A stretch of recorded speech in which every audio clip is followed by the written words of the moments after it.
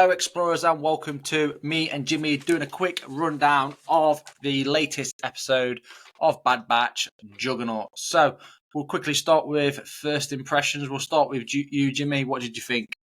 I thought it was fine. A little bit more optimistic than the last two. I wasn't sad on the inside after this episode like I was with 10 and 11. Yeah, I'm probably about the same as you as well. I think it's gearing us up for more sadness. I think with this one now, it's sort of getting us on a level playing field.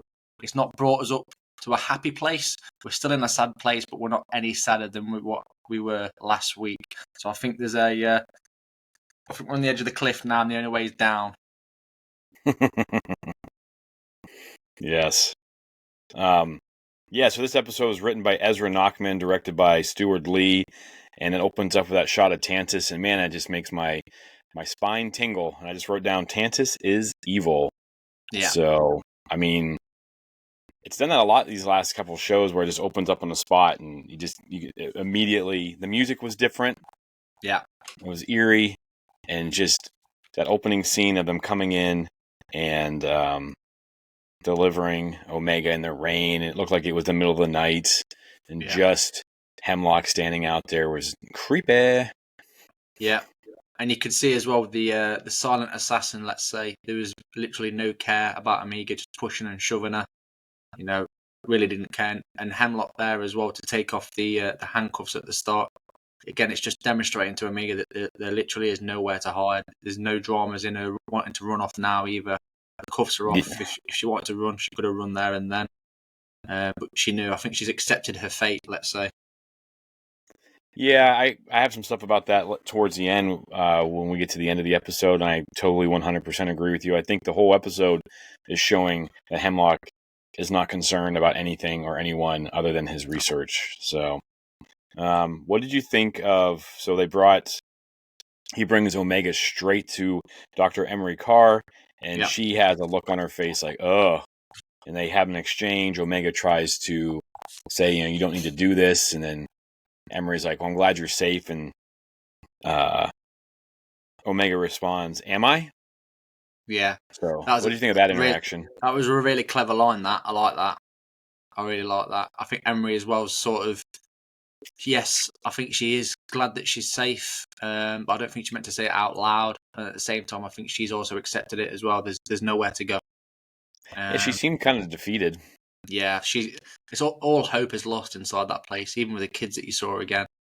You can tell that, and I think it's another clever move by Dr. Hemlock as well to show her that, Nari's gone. What you've done has made her in prison. But he's kept her alive for a reason as well. I think he's still using her as like a little bargaining chip, so to speak. So all hope is lost on Tantus, regardless. So exciting to see where it goes. There wasn't, in terms of excitement, really, apart from the some of the scenes with the Bad Batch. Really, on Tantus, there is no excitement. It is just dead, dull place, isn't it? Oh yeah, it's like sucks the life and hope out of you. Yeah, big time. But then, what I also clocked as well is if you notice Omega when she's going in, she's studying everything. She's looking around, looking for weak spots. She's looking at the routines of the guards. She's not stupid. Whereas the first time she was caught, she was very erratic, not calm, not really taking things in. So you can see the difference now between a young Omega and a more mature Omega. You got to remember as well that she's still really a kid. Yeah. I mean, she's definitely hardened though by the things that she's had to do. You can see it. I love the character development of her just over 3 seasons. Yeah. Then it kind of flashes to Pabu, and the Empire's just leaving, and I was kind of surprised. I thought there was going to be some kind of like Tapoka City rain and fire, hellfire down on. But is this like the first time we've ever seen the Empire just leave? I mean, my thing is, I guess, too, they're just, Hemlock doesn't have any interest in taking the place over, and they're all doing his bidding, so maybe that's why. But typically, I mean, does the Empire ever just leave a place? They usually pummel it to death. I was expecting to see it all up in flames and leveled anyway, and sort of being that, well, you promised me sort of thing. But the only explanation for me in my head I made up was there was no sort of admiral leader person there. They were there to reinforce the assassin. Once the assassin had left, that was it. Clean up job done. Just get out of there. Obviously, they only had the one destroyer anyway, but probably really didn't have anybody to defend. They haven't got an army there, or what we saw anyway. No. Yeah, so the objective was done. It was completed. Get Omega and get out, essentially, because they didn't even bother looking for the Bad Batch, even though they'd seen them. They weren't even confident they were there. They didn't find bodies or anything like that. So yeah, I think they were just happy to leave because they got Omega. They knew what they got. All right, yeah. So then we get the Bad Batch. They're talking. I expected more of a fight between like Hunter and Crosshair about him letting her go, but they all seem kind of proud, and I mean, definitely Crosshair. He's changed so much. Where I mean, he's almost kind of proud, like they would have leveled this place, and she stopped it. She did the right thing. And I know you're not a huge fan of this part, but of course, all's lost. Like last week, we saw him miss the shot, and we were just like, whoa. But he, as soon as he starts to mention Tantus, his hand starts shaking. I think PTSD in Star Wars is a real thing. So, what do you think of that scene where he comes up with a plan basically to get back to Tantus? Yeah, so I like the fact that every time he mentions Tantus or he thinks about going back there, he gets the shakes. He's obviously traumatized from his time there. Yeah, like you say, that I just wasn't a fan of him holding that information of, well, I actually knew this and now we can do this. Whereas you just think before that, just get it done and dusted. Just come up with this information right at the start, or on the flip side again, like I tell myself, always look for the good and everything is. He really didn't want to go back, so I think in the back of his mind, he was just holding on to that, hoping that he wouldn't have to go back. Yeah, I think it was meant to show us how terrified he is of the place, but it also shows his love for Omega is stronger than that fear. Kind of goes that whole family aspect. Yeah, definitely. I can see it being kind of like, well, that's because another thing pops up. Fief shows up out of the blue. Yeah. And so, like, it's kind of like two double whammies of, like, I mean, they got to drive the story forward. I thought it was going to be Echo or Rex or someone to come and get them. I was expecting Rex. Yeah, but I wasn't sold on Fee season 2, but I kind of like her now. I enjoy her character. I like her better than I like Sid. I hope that Trandoshan is laying in a ditch somewhere. Yeah. Oh, traitor. I think she'll make an appearance. I think she'll be the one that gets them out. I hope she's toast, personally. I hope the CX-1 took her out. Arc for her, I think, definitely. No redemption for Sid. Hashtag no redemption for Sid. I'm starting the movement now. Like it.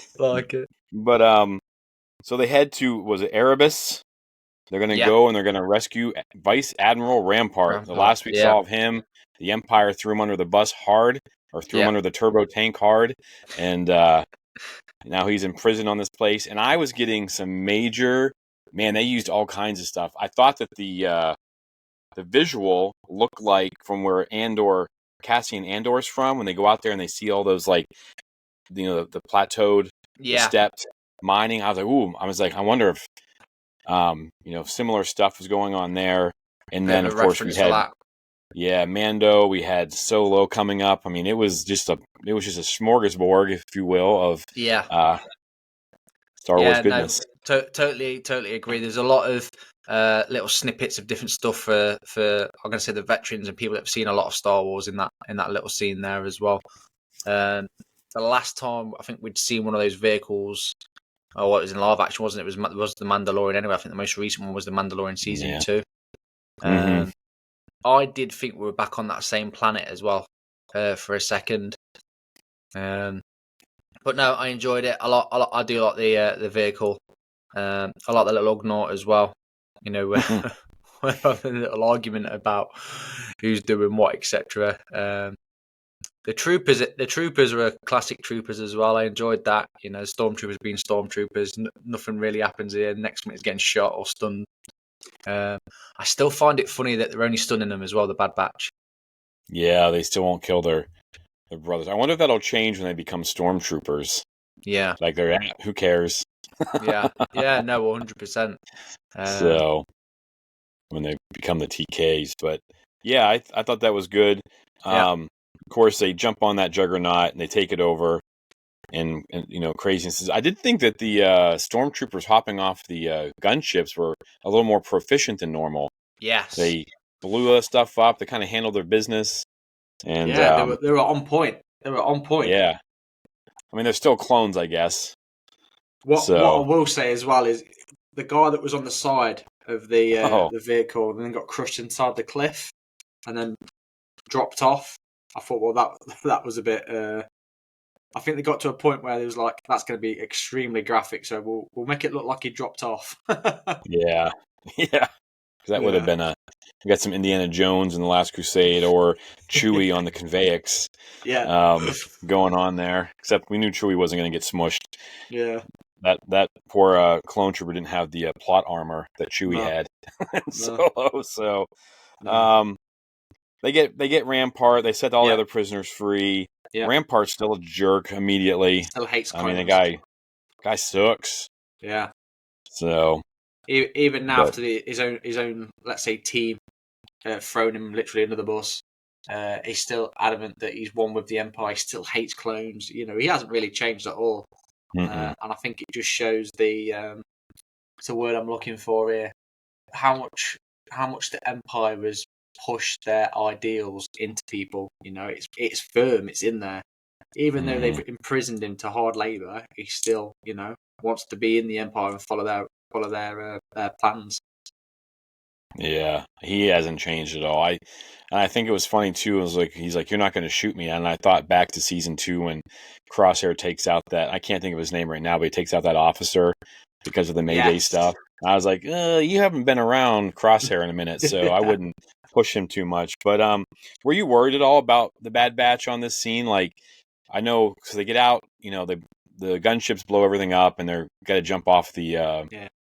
off the turbo tank and into Fee's ship, which is a pretty cool ship, by the way. I thought that Yeah. was pretty neat. But were you any concern that I was like, they're not gonna take one of them out here, are they? Nah. I mean, we've already had one person fall to their death, so it wouldn't make sense for another fall death. If you think, Yeah, it's I think they're true. all going to die different kinds of deaths, as gruesome as it sounds. Yeah. Wouldn't be surprised if we lose one in the next episode. Ooh. Yeah, like that. Yeah, I mean, it's got Three to. I mean, left. they can't save it all for the end, right? Yeah. So, but I don't know if I trust Rampart, but we'll find out about him next week. Yeah. And then it fast forwards, the last couple minutes. This is a pretty short episode, it seemed like. Yeah. It flew Um, by. yeah, the vault. So we talked about this, or you talked about this at the beginning of this episode, where Hemlock, the CX guy, none of them are concerned about anything. They feel No. totally safe. And Rampart's just walking, or sorry, Hemlock is just taking and walking Omega to Yeah. right where he wants to take her, and she's like, "Where are we going?" And it's like the vault, and he's just telling her everything. Like it's just like a bad guy who can't keep him, but because he's so confident Yeah. that Very arrogant. he's won now because no one can find him. That place is secure. Yeah. And then of course he leads them through all those lasers, and they walk in. There's all those young, sensitive, force sensitive Jedi or little kids. Yeah. And I kind of thought, well, they're just loading the gun for Omega. I mean, who's going to rally troops better than Omega? Yeah, exactly. She's going to have these force sensitive kids, and they're going to work on stuff. And I can just see them kind of uniting and being a little force to reckon with inside there. Yeah, I agree, Matt, as well. I think she's got to be careful as well, because if she starts doing stuff like that, I think they might get taken away. And I think those kids could end up being part of the Inquisitor project at an early age. Ooh, ouch. So wouldn't surprise me if the Emperor turns up and goes, well, I'm taking that person, and they're coming with me. Because they've got the M count what they need now, so. All right. Who? Yeah. No. So overall, I hate to say filler, but it was a steady episode, wasn't it? Yeah, they pushed it forward. They got the person they needed to get. Omega knows where she's like. So as an audience, we know that they have potential to find her. We know Omega's in trouble. I mean, they got to set up, and then we got 3 episodes left. It's going to be. I mean, they're going to be fast and fierce. I think they have to be, right? I mean, yeah, we've got to wrap this up. Totally agree. So, I think with this episode, like I said, it's the one just to keep us on the straight and narrow. We're not going to be too upset with this episode. we've recovered from the last episode. You know, everyone's tensions are high because we don't want Pablo to get absolutely destroyed. So I think they've sort of kept us on the straight and narrow on this bit, and then obviously they've gone, right, but we don't want them to be happy. And I think that's why a lot of people, including myself, including you, feel like it's a filler episode when really it's not. I think this episode is one of those, it's gearing us up. That's why I think next episode we're going to go from this level base where we're at now, this sort of feeling, to, oh no. And that's why I think someone is going to crock it on the next episode. Well, I hope you're wrong, but I think you're right. So we'll find out. We'll find out next Wednesday, I guess. Yeah, awesome. And we look forward to doing another one of these next Wednesday. As always, explorers, please make sure you comment below. Let us know your thoughts and predictions. Make sure you like, share, and subscribe on YouTube. Get on the socials as well. Join us on Facebook, Instagram, TikTok, Twitter, and also Threads. Explore the Force, all one word, Explore the Force. As always, thank you so much for joining us. From me, may the Force be with you. And for both of us, we have spoken. See you next Wednesday. See you later.